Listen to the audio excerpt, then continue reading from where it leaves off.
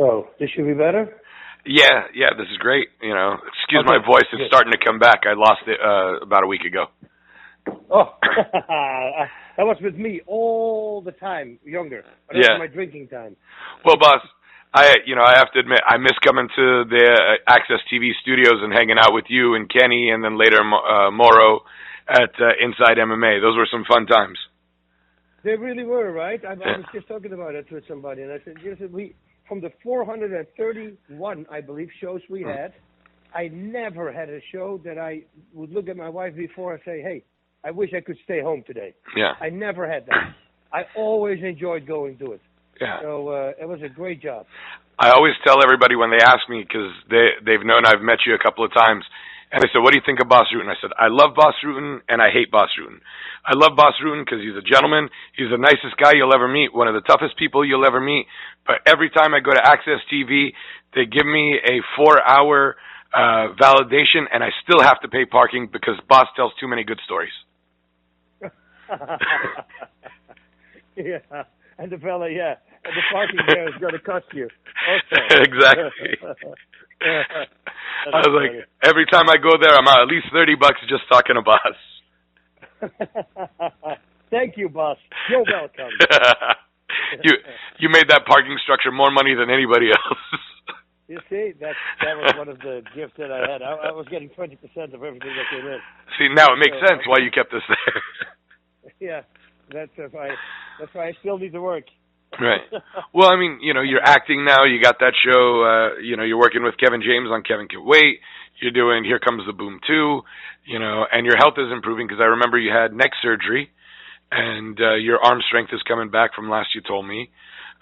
Your grandson's growing rather quickly, so everything looks on the up and up for you. I'm super stoked, man. I'm literally living the dream right now. It's 20 years ago when I came to America. I tell this story to people. My first interview. In a long story short, they asked me what my favorite TV movie thing would be, and I said I would love to. My favorite thing would be to work on an American sitcom. That was my answer, and that was in '97. I said that. Right. So then, 20 years later, it's all been in the making, I guess, and now we're doing it. Yeah. You're living the dream, man, and I love the fact that I get to say to people, I've met Bas Rutten, so I'm happy with that, and I'm happy for you and all your success.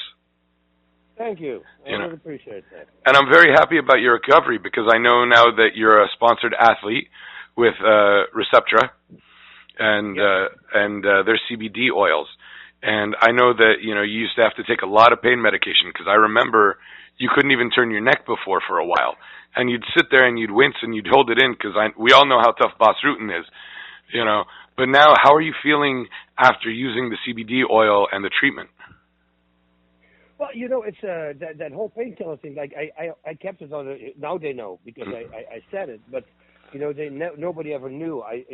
Kenny Rice would know a few very close friends, but for the rest, nobody knew. And to go from that. To kick that stuff, which is horrible stuff, and go over to CBD, which is non-addictive whatsoever. It keeps you normal, makes you wake up in the morning, keeps the side effect that I had from the painkillers, and the worst was for me was when I cut the painkillers. I did it with Suboxone, which is like methadone, that they use because it's like heroin. Right. And that I did for 3.5 years. Wow. And apparently, they told me you should never. You can actually build, you can go down in quantity, so it's unlike pain pills, you go up, this one you can go down, you can break it down, it's to get off the pills, right. But you should do it only for 10 days, and wow. they didn't tell me that, so I did 3.5 years, and that goes into your bones, it goes in everything, so to kick that was much harder than pain pills, right. And but it worked, and now to have this stuff available and which everybody can take, and listen, I sent so many emails already out, people reading about it, about my problems that I have, and say, hey, where can I get it, and with a lot of these people, I say, okay, I'll put them in contact with Receptra, so they hopefully they can help them out, so everybody's helping, if they can write something about it then, if it actually helped them, that's literally what I say, only when it helps, you need to write something about it, you can also say something bad, it doesn't matter as well, but we never heard something bad. It's just really great stuff, and it has no side effects. You wake up in the morning like a normal person. Right. And because I talked to Ronda Marcos about this, because, she's a top 15 fighter in the UFC, 115-pound strawweight, and, she was a pharmaceutical tech. So I was like, and she made it clear, she was scared it'd show up in the blood work and the urine sample for fighting, and there's no THC in there or any of that other stuff, so she doesn't have to worry about being high in a fight or anything. So the medical properties are there for you. But the thing also, what people don't realize, the difference it makes, the amount it slows you down up in your head, it only slows you down for let's say 0.2 of a second. That could be already a knockout for you, right? Not for the other guy. You see what I mean? So fighting on that stuff is super dangerous. Yeah, right. You're looser and you don't feel pain, but in your mind you're way slower. I noticed it with everything. For instance, because I was taking it for a certain period, I had important meetings that I was, and people would talk to me about it, and that was in the time when I was taking the painkillers. Right. And I have no recollection of those meetings whatsoever. So it does something to your mind. It's not good. Right. Like, I was on Flexerol for a while after an injury, and I'd take it, and I'd be out 9, 10, 11 hours, and then I wake up, and I was sleepy the rest of the day. Yeah. That's what I had with that Suboxone, man. It was so horrible. I mean, everything was bad. I had double vision. I would fall asleep behind the wheel almost every day. Peeing took an hour, everything. I was sweating. My blood pressure was up. Right. It was insane. My heart rate was like 98 or 95. I don't do that in bed. I mean, it was insane. And then when you go to cannabinoids, which we actually have in our system by ourselves as well, endocannabinoids is what we have, and we're in direct contact with that plant. I mean, it's literally it's made for us to use that plant. I'm a Catholic. I talked to my priest because Frank Shamrock and I were thinking about doing a reality show about something. We have this fun idea, and I said, let me clear with my priest, and the priest immediately said, no, do it. It's there for a reason. The plant is there for a reason. Right. So it's to help people. Right. And have people joked with you? It's like, well, he's from Holland anyways. It's legal over there. They've been doing it 40 years, no problem. We'd expect it. If I smoke 2 joints in my entire life in Holland, that would be a lot. So I never did it because it was never my drug because it slows me down. I'm an up guy, and for me, if I do that, I turn into a plant. Right. But now, with the CBD, and you start realizing, wait, now it's even when I go to sleep, I'm really pain. Well, I'll take some THC. I'll take an edible or something, and then on top of together with the CBD because it makes it work even harder. Right. CBD makes every other medication work harder as well. That's why it's so great. So now you have companies like detox centers that are using it because instead of, let's say, 3 pain pills that you take at one time, if you take CBD first and then you only need to take 1 pain pill. It's harder. It's easier for you to cut them out. And a lot of people are start using this right now. Actually, CBD and marijuana to kick heavy drugs. So if that's possible, I say go with the CBD because then you come out completely clean. Right. And now, how's your mood changed? Because I know Mrs. Rutten has been along through everything with you, all the surgeries, you blowing out your hamstrings, your neck surgery, your arm strength depleting, these opioid addictions. How has she seen your mood improve and your personality change once kicking all the bad habits? Oh no, that's it. It's the best. Of course, my wife is a super believer in it. It's just the only thing she says. Oh, I 100% is from the. When people ask me, she will be the first one to say, "Oh, it's CBD." Right. Because she's taking it too, and she loves it. So yeah, and indeed, also the Receptra has 0.5% in, so 1/200th of a milliliter, so to say. Right. So virtually nothing, but. The plant, if you get the plant, it's CBD and THC. So, in order to activate the CBD, you need a little tiny bit of THC, but it's such a small dose that you can just take it.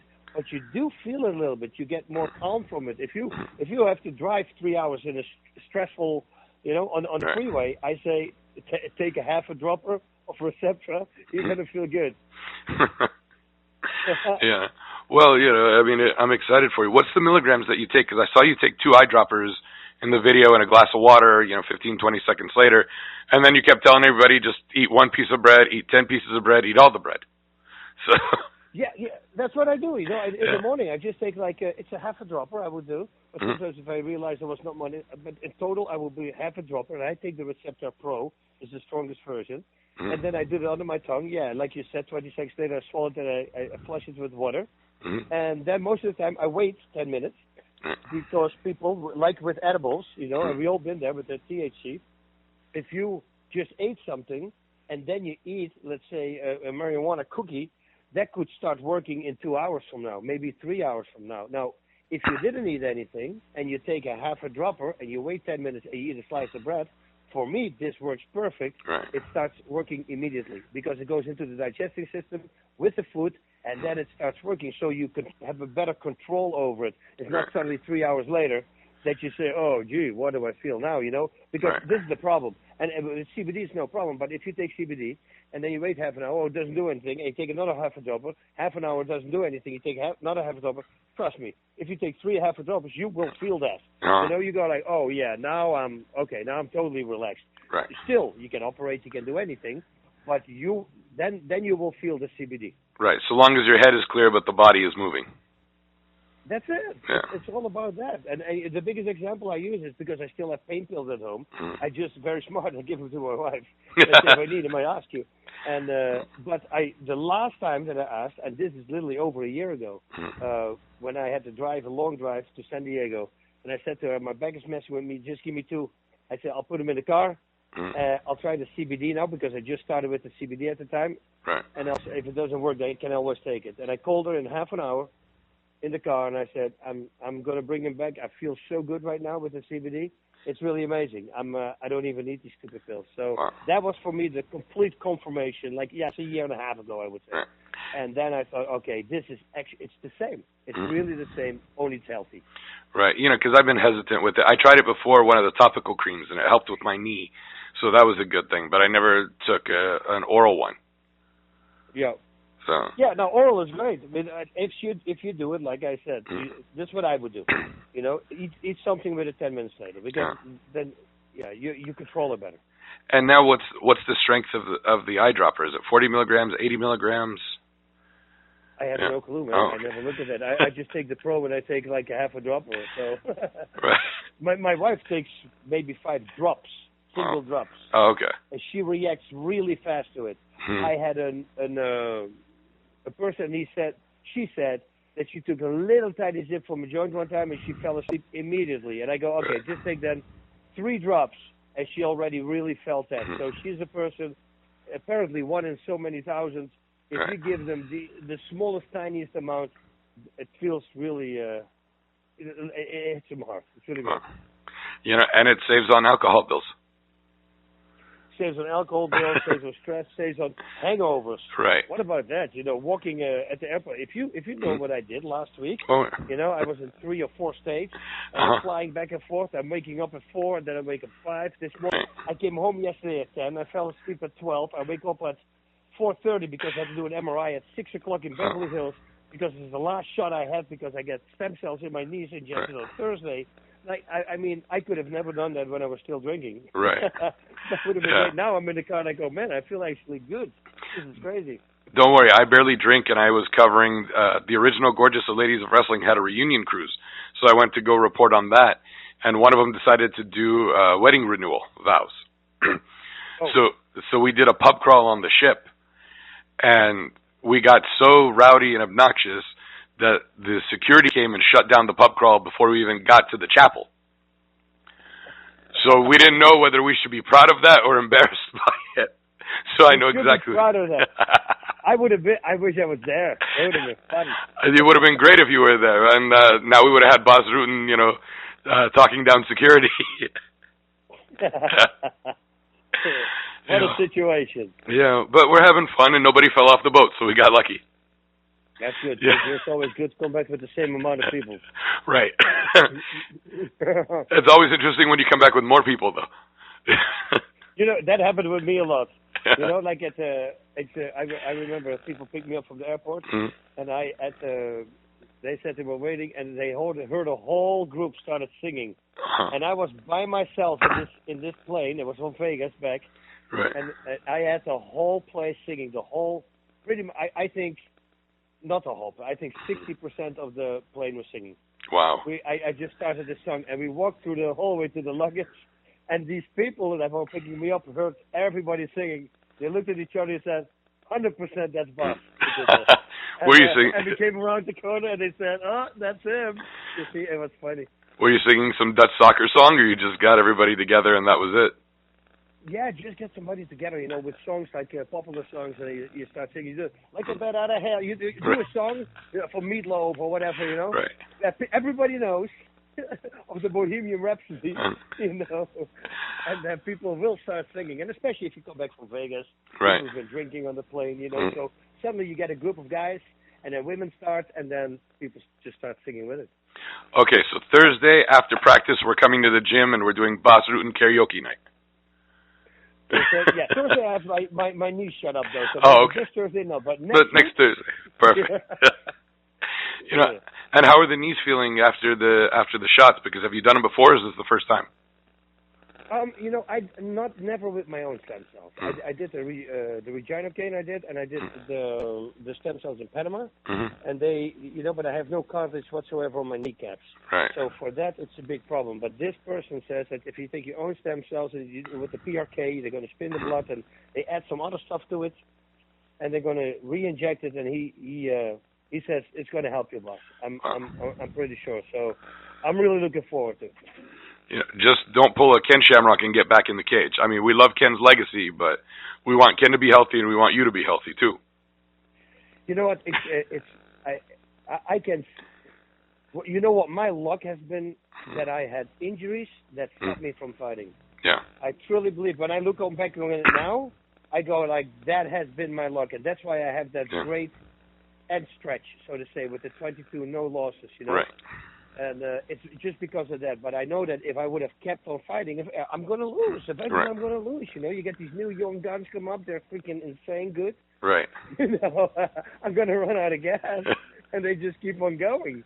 So I was blessed. Somehow it's been a blessing for me that it happened to me. So I won't go back. Right. And you're a Hall of Famer. You're a living legend. Everybody loves you. We're excited to see you on TV and movies and everything else. Excuse me, we're happy to see you, that you kick these habits. Yeah. I hope I see you at another fight soon, Bas. Yeah. What's coming up next? I don't know yet. We just we shot the last episode for Kevin Can't Wait for this season. So now I'm going to be free for a bit. So it's actually good. Right. Relaxing. Yeah. And then, like you said, a lot of young fighters coming up. I know Kayla Harrison, she's a judoka that's touted as the next Ronda, and she's going to be amazing. First American woman ever to win not only one gold medal in judo, but 2 gold medals. Actually, first American ever. I mean, she's insane. If you look at her and see her body, I mean, wow, what a machine she is. And she's so funny too. Yeah, she's something, man. I'm looking forward to see her fight. Yeah, I'm reading her book right now, and the life she's even lived and the trauma that she went through, and she still came out on the other side, not only an Olympic champion, but a spiritual champion. What kind of trauma? There was some molestation stuff going on when she was younger, as mid to early teens, or early to mid-teens. Oh. Yeah, it's in her book, and I'm just like, wow, the strength it takes not only to talk about it, but put pen to paper is rough. Yeah. But that's why she's a champ. She's a strong woman. Yeah. Now, Bas, I asked you this once before, and you gave me the best answer. I hope you give me the same answer. Holland is a small country. Yet, you were the first to beat the Japanese at judo. You took Muay Thai and created your own Dutch style of Thai boxing, and you guys rule kickboxing. What is it about the Dutch that sit there and go, no, we're going to be some of the baddest fighters on the planet?